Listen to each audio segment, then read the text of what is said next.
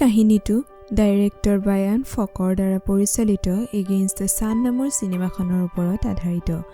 এই কাহিনী আছিল সত্যৰ, জীয়াই থাকিবৰ বাবে কৰা তীব্ৰ সংগ্ৰামৰ।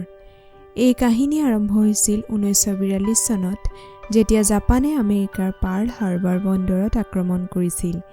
এই আক্ৰমণৰ পিছত আমেৰিকাৰো দ্বিতীয় বিশ্বযুদ্ধৰ অংশ হৈ পৰিছিল। আমেৰিকাই যিকোনো প্ৰকাৰে জাপানৰ ওপৰত প্ৰতিশোধ ল'বলৈ বিচাৰিছিল। সেয়েহে US নেভিৰ কেইবাখনো টাৰ্পেডো বোম্বাৰ এয়াৰক্ৰাফ্ট দক্ষিণ প্ৰশান্ত মহাসাগৰত থকা জাপানৰ সকলো ছাবমেৰিন ধ্বংস কৰিবলৈ উৰা মাৰে। এই এয়াৰক্ৰাফ্টসমূহৰে এখনত আছিল পাইলট হেৰল্ড, বম্বাৰ্ডিয়াৰ টনি আৰু ৰেডিঅ'মেন জিন। যেতিয়া তেওঁলোক ঘূৰি আহিছিল, তেওঁলোক আকাশৰ বহু ওপৰত আছিল আৰু বতৰ ডাৱৰীয়া হোৱাৰ বাবে তেওঁলোকে বিশাল আকাশৰ ওপৰত নিজৰ পথ হেৰুৱাই পেলায়। তেওঁলোকৰ ফুৱেল টেংকো লাহে লাহে শেষ হ'বলৈ ধৰে। জিনে ৰেডিঅ'ৰে সম্পৰ্ক স্থাপন কৰি বাৰে বাৰে পথৰ বিষয়ে সোধে যদিও ছিগনেল নোপোৱাৰ বাবে তেওঁ সম্পৰ্ক স্থাপন কৰাত ব্যৰ্থ হয়। লাহে লাহে তেওঁলোকৰ এয়াৰক্ৰাফ্টখনৰ ফুৱেল শেষ হ'বলৈ ধৰে। ইয়াৰ পিছত পাইলট হেৰল্ডৰ বিশাল সাগৰৰ মাজত প্লেনখন লেণ্ডিং কৰোৱাৰ বাদে অন্য কোনো উপায় নাছিল। ফুৱেল শেষ হ'বলৈ লোৱাৰ বাবে তেওঁ টনি আৰু জিনক প্ৰয়োজনীয় সামগ্ৰীসমূহ গোটাই ল'বলৈ কয় আৰু সাগৰত প্লেনখন লেণ্ডিং কৰায়। লেণ্ডিং কৰাৰ পিছত হেৰল্ডৰ ছিট বেল্ট খোল খায় যদিও টনি আৰু জিনৰ ছিট বেল্ট খোল নোখোৱাৰ বাবে দুয়ো প্লেনখনৰ সৈতে পানীত ডুবিবলৈ আৰম্ভ কৰে। সৌভাগ্যবশতঃ প্লেনখন পানীত ডুব যোৱাৰ আগতেই টনি আৰু জিন দুয়োৰে বেল্ট খোল খায় আৰু দুয়োজন পানীৰ ওপৰলৈ উঠি আহিবলৈ সক্ষম হয়। তেওঁলোকৰ ওচৰত এখন এয়াৰবোট আছিল আৰু তিনিওজন এয়াৰবোটখনৰ ওপৰত বহি পৰে। তেওঁলোকৰ এয়াৰক্ৰাফ্টখনত সকলো প্ৰয়োজনীয় সামগ্ৰী আছিল, কিন্তু পানীত ডুবি যোৱাৰ বাবে এয়াৰক্ৰাফ্টখনৰ পৰা তেওঁলোকে কোনো সামগ্ৰী লগত লৈ আনিব নোৱাৰিলে। এতিয়া তিনিওজন বিশাল প্ৰশান্ত মহাসাগৰৰ মাজত এনে এক অৱস্থাত আবদ্ধ হৈ পৰে য'ত নেকি তেওঁলোকৰ ওচৰত খাবলৈ খোৱা বস্তু আৰু পানী একোৱেই নাছিল। সেই সময়ত তেওঁলোকৰ সন্ধানত অহা US নেভিৰ এখন ৰেস্কিউ এয়াৰক্ৰাফ্ট তিনিওজনৰ চকুত পৰে।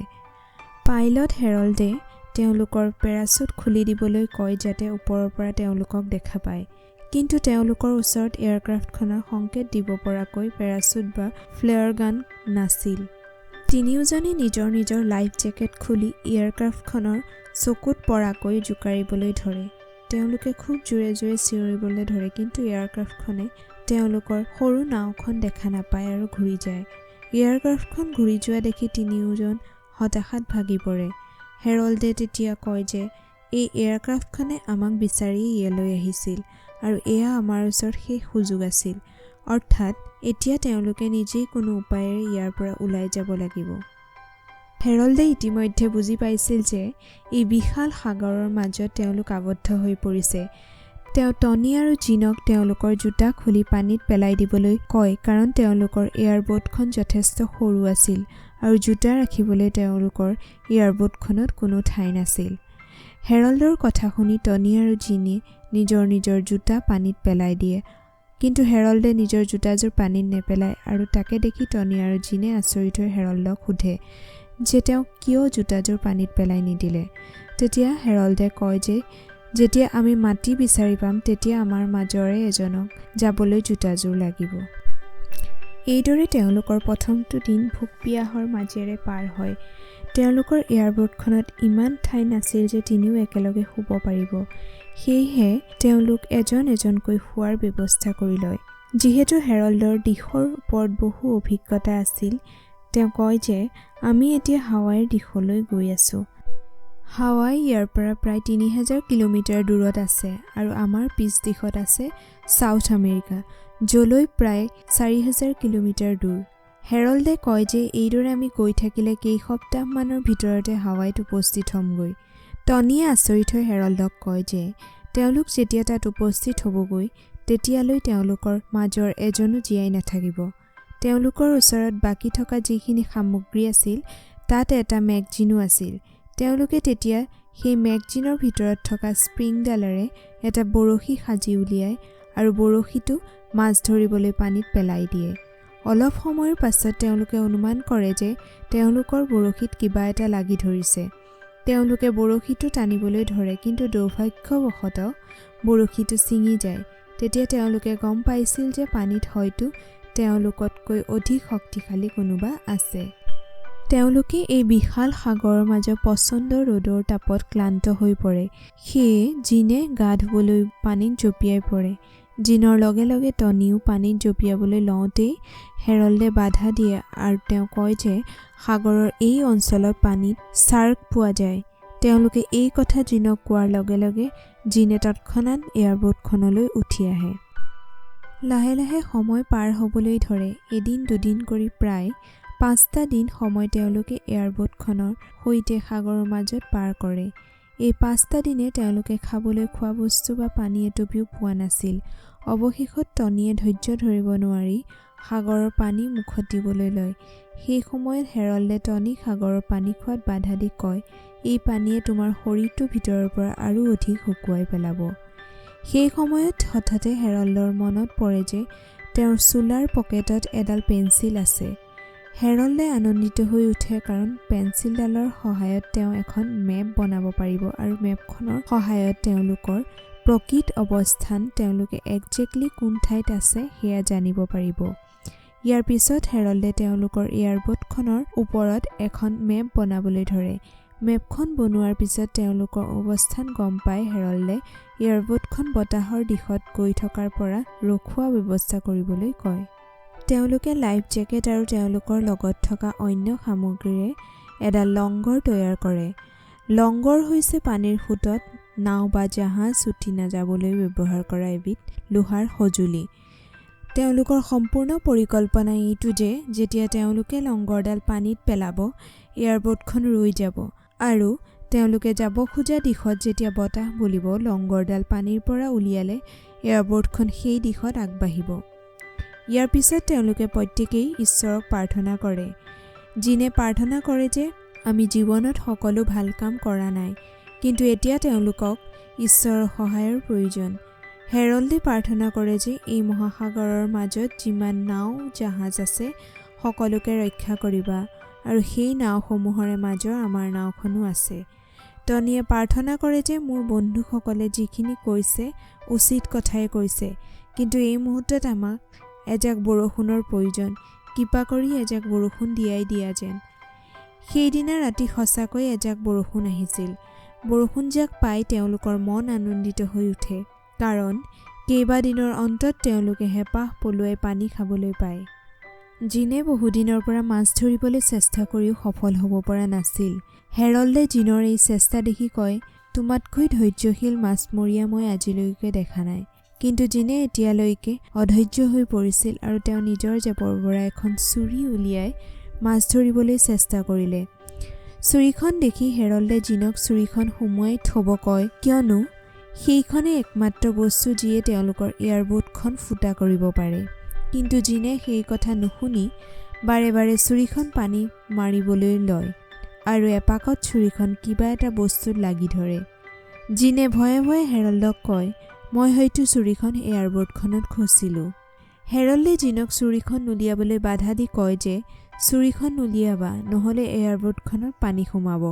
কিন্তু জিনে দেখা পায় যে তেওঁ ছুৰীখন এটা শ্বাৰ্কৰ পোৱালিৰ পেটতহে মাৰিছিল। ইয়াৰ পিছত তেওঁলোকে শ্বাৰ্কৰ পোৱালিটো বোটখনৰ ওপৰলৈ আনি পোৱালিটোৰ পেটটো ফালি পেলায়। তেতিয়া পোৱালিটোৰ পেটৰ পৰা বহুতো সৰু সৰু মাছ ওলায় আৰু তেওঁলোকে কেঁচাই কেঁচাই সেইবোৰ খাই পেটৰ ভোক গুচায়। এইদৰে প্ৰায় 7টা দিনৰ অন্তত তেওঁলোকে প্ৰথমবাৰ খাদ্য মুখত দিবলৈ পায়। সেই সময়ত হেৰল্ডৰ নিজৰ পত্নীৰ কথা বৰকৈ মনত পৰিবলৈ ধৰে আৰু তেওঁ টনি আৰু জিনকো সোধে যে তেওঁলোকে বিয়া কৰালে নে নাই। তেতিয়া টনিয়ে কয় যে মোৰ এজনী গাৰ্লফ্ৰেণ্ড আছে আৰু জিনেও কয় যে মোৰ কোনো গাৰ্লফ্ৰেণ্ড নাই, অৰ্থাৎ তেওঁলোক দুয়োজনেই বিবাহিত নাছিল। তেতিয়া টনিয়ে জিনক কয় যে মোৰ এজনী ভণ্টি আছে আৰু তাই বহুত ধুনীয়া। আমি যেতিয়া ইয়াৰ পৰা বাছি যাম তেতিয়া তুমি মোৰ ভণ্টিৰ লগত ডেট কৰিবা। এনেদৰে কথা পাতি থাকোঁতেই কেইবাটাও শ্বাৰ্ক আহি তেওঁলোকৰ আশে পাশে ঘূৰিবলৈ ধৰে। দৰাচলতে অলপ আগতে তেওঁলোকে মৰা শ্বাৰ্কৰ পোৱালিটোৰ পৰা অলপমান তেজ পানীত পৰি যায় আৰু সেই তেজৰ গোন্ধ পাই শ্বাৰ্ককেইটাই তেওঁলোকক আৱৰি ধৰে। সেই সময়ত তেওঁলোক যথেষ্ট শংকিত হৈ পৰে, যদিও শ্বাৰ্ককেইটা কিছু সময়ৰ পাছত নিজে নিজে সেই ঠাইৰ পৰা আঁতৰি যায়। এইদৰে কেইবাদিনো পাৰ হয়। তেতিয়া তেওঁলোকৰ অৱস্থা প্ৰায় বেয়া হৈ আহিবলৈ ধৰে। তেওঁলোক ভোক আৰু পিয়াহত অত্যন্ত দুৰ্বল হৈ পৰিছিল আৰু পুনৰ খাদ্যৰ সন্ধান কৰিবলৈ লয়। এদিন টনীয়ে পিষ্টল এটা লৈ তেওঁলোকৰ এয়াৰবোটখনৰ ওপৰৰ পৰা চৰাই এটা চিকাৰ কৰিবলৈ সক্ষম হয়। টনীৰ পিষ্টলৰ গুলীত নিহত হৈ চৰাইটো সাগৰৰ পানীত পৰি যায়। হেৰল্ডে তৎক্ষণাত চৰাইটো আনিবলৈ পানীত জাপ মাৰে, কিন্তু চৰাইটো লৈ আহি থাকোঁতেই এটা ছাৰ্কে হেৰল্ডৰ পিনে চোঁচা লয়। হেৰল্ডে যিমান পাৰে সোনকালে এয়াৰবোটখনৰ দিশে সাঁতুৰিবলৈ ধৰে। অৱশেষত তেওঁ এয়াৰবোটখনৰ ওপৰলৈ উঠি আহিবলৈ সক্ষম হয় আৰু ছাৰ্কটো তেওঁলোকৰ এয়াৰবোটখনৰ তলেদি পাৰ হৈ যায়। এইদৰে হেৰল্ড এটা নিশ্চিত বিপদৰ পৰা বাচি যায় আৰু অৱশেষত 15টা দিনৰ পাছত দ্বিতীয়বাৰৰ বাবে খাদ্য তেওঁলোকৰ পেটত পৰে। লাহে লাহে দিন বাগৰিবলৈ ধৰে আৰু এনেদৰে ভোক পিয়াহ আৰু ভাগৰত তেওঁলোকে বিশাল প্ৰশান্ত মহাসাগৰৰ মাজত 30টা দিন অতিবাহিত কৰে। তেতিয়া তেওঁলোক প্ৰায় মৃতপ্ৰায় অৱস্থাত আছিল। তেওঁলোক ইমানেই দুৰ্বল হৈ পৰিছিল যে তেওঁলোকৰ কথা কোৱাৰো শক্তি নাছিল। সেই নিশাই এজাক ডাঙৰ বৰষুণ আহে আৰু বহুদিনৰ অন্তত তেওঁলোকে পুনৰ পানী খাবলৈ পায়।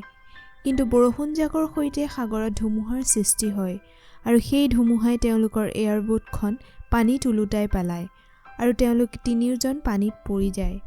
বহু কষ্ট কৰি তেওঁলোকে যেনিবা এয়াৰবোটখন সৌভাগ্যক্ৰমে উভতাই চিধা কৰিবলৈ সক্ষম হয়।